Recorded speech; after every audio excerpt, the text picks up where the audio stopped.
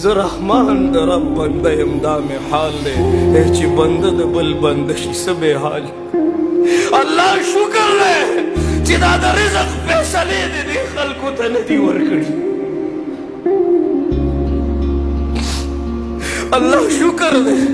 ويرزقه من حيث لا يحتسب شکر دی والله يرزق من يشاء بغير حساب شکر دی تعز من تشاء شکر دی وتذل من تشاء شکر دی يغفر لمن يشاء شکر دی يعذب من يشاء شکر دی چې دا ټول فیصلې ستا په لاس کې دي که دې بندګانو له دې ورکړې دوی خو به موږ رسوا دوی خو در پورې خاندي